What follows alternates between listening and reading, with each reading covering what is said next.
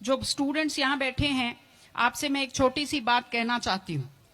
आपने एपीजे अब्दुल कलाम साहब का नाम सुना है ना सबने?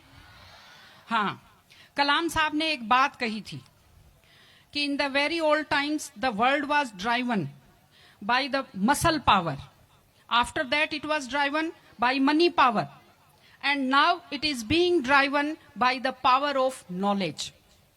यानी पहले शरीर की ताकत से दुनिया चलती थी, उसके बाद कुछ दिन पैसे से दुनिया चली, और अब दुनिया कैसे चलती है? ज्ञान की ताकत से चलती है।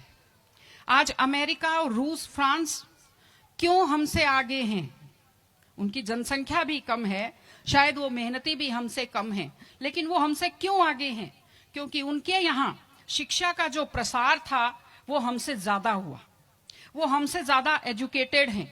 हम लोग प्राचीन काल में हमारे यहाँ बहुत अच्छी यूनिवर्सिटीज थी, नालंदा यूनिवर्सिटी थी, तक्षशिला यूनिवर्सिटी थी, लेकिन जब मध्यकाल आया तो हमने अंधविश्वासों पर ज्यादा ध्यान दिया, और जो नॉलेज था साइंस का उस पर हमने कम ध्यान दिया, इसलिए हम विश्व में पिछड़ गए।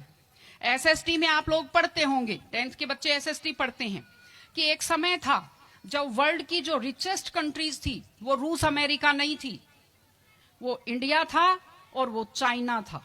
चीन और भारत विश्व के सबसे धनी देश थे, लेकिन हमने एजुकेशन पर ध्यान देना छोड़ा। उसका नतीजा ये निकला कि हम लोग गरीब हो गए, हम लोग पिछड़ गए, हम लोग कमजोर हो गए।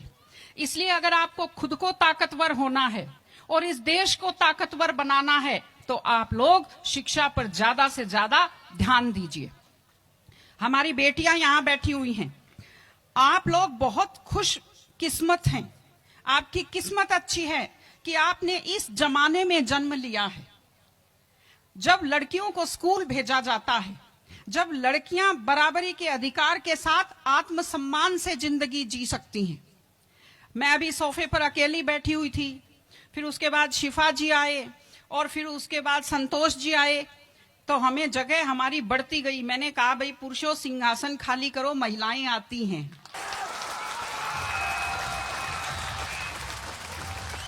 तो आप लोग बहुत खुशकिस्मत हैं।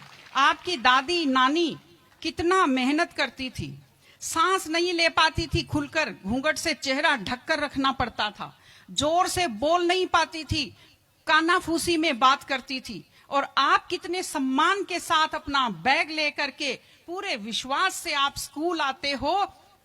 बहुत खुशकिस्मती की आपके लिए बात है, आपको इसका फायदा उठाना चाहिए। आपको कोशिश करनी चाहिए कि आप एक मजबूत नारी बने, और आपसे मैं कहना चाहती हूं कि आपके ऊपर बहुत विश्वास करते, आपके पेरेंट्स आपको घर से बाहर भेजते हैं, अपने माता पिता को हमेशा अपने मन में रखिए। दूसरी चीज आप बच्चों से जो कहना चाहती हूँ, आजकल क्या है, पहले तो घर में बहुत सारे बच्चे होते थे, संयुक्त परिवार होता था, चलते ही कोई सिर में थप्पड़ मार देता था, बच्चों को बुरा नहीं लगता था, टीचर्स की मार खाते रहते थे, हंसते रहते थे। आजकल 1-2 बच्चे होते हैं घर में, बच्चे बहुत सेंसिटिव होते हैं। आप लोगों को जब आपके माता पिता टोकते हैं, आपके टीचर्स टोकते हैं, आपको बुरा लगता है। आपको बुरा नहीं लगना चाहिए, क्योंकि ये वो लोग हैं जो आपकी चिंता करते हैं। मैं आपको एक छोटा सा किस्सा सुनाऊंगी। एक गाय जंगल में चल रही थी, अचानक उसने देखा एक बाघ पीछे दौड़ा। गाय भी भागी जान बचाने के लिए, सामने दलदल था, वो दलदल में थोड़ा चली, वो दलदल में फंस गई। बाघ भी पीछा करता हुआ आया, वो भी दलदल में फंस गया, लेकिन गाय से थोड़ी दूरी पर था, चल नहीं पाया। तो गाय हंसी और उसने बाघ से कहा, बाघ तू तो गया, तू मरेगा। तो बाघ ने कहा, तुम क्या हंस रही हो, तुम भी तो मरोगी दलदल में। उसने कहा, मैं नहीं मरूंगी, देखना।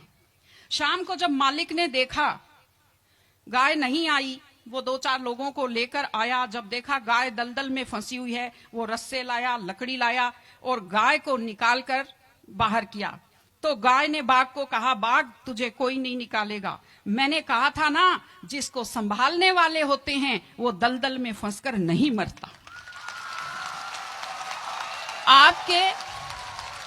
आपके जो टीचर्स हैं, आपके टीचर्स और आपके पेरेंट्स आपको संभालने वाले हैं।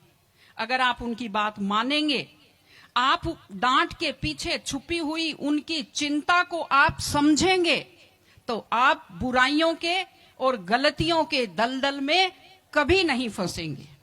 इसलिए अपने माता पिता को, विशेषकर अपनी मां का चेहरा अपने दिमाग में रखिए, अपने दिल में रखिए कि वो आपके ऊपर कितना विश्वास करते हैं, वो आपकी कितनी चिंता करते हैं, घर पे आपका इंतजार करते हैं, आपके लिए हमेशा वो दुआएं करते हैं। आपके माता पिता जब मंदिर में जाते हैं खुद के लिए कुछ नहीं मांगते, जब वो बचत करते हैं उस पैसे से खुद के लिए कुछ नहीं खरीदते, वो पैसा आप लोगों पर खर्च करते हैं। उनकी इस चिंता को समझिए, अपने टीचर्स की चिंता को समझिए। मैं आप सबको बहुत शुभकामनाएं देती हूं कि आप लोग, आपकी बुद्धि तीव्र हो, आपका मन बहुत समृद्ध हो, आपका हृदय बहुत संवेदनशील हो। मैं स्कूल को मैं बहुत बहुत शुभकामनाएं देती हूं। टीचर से अपील करती हूं कि व्यक्ति केवल शरीर और दिमाग नहीं होता, एक मन होता है, एक आत्मा होती है। माइंड जो है, mind is sharpened by the knowledge and information. दिमाग तो तेज होता है, लेकिन बच्चों का मन समृद्ध कीजिए, उन्हें कमजोर पर दया करना सिखाइए, उन्हें परिवार के प्रति संवेदनशील बनना सिखाइए कि वो एक अच्छे संपूर्ण नागरिक बने, जिसको कहते हैं कंप्लीट पर्सनैलिटी, वैसे बने। मैं स्कूल को, आप सब बच्चों को, आपको ढेर सारी शुभकामनाएं देती हूं। आप अच्छे व्यक्तित्व बने, आप अच्छे नागरिक बने, एक मजबूत परिवार का, मजबूत देश का और एक अच्छे समाज का आप निर्माण करें। आपने बुलाया, हमें सुना, हमें सम्मान दिया, मैं हृदय से आभारी हूं। बहुत बहुत धन्यवाद। नमस्कार।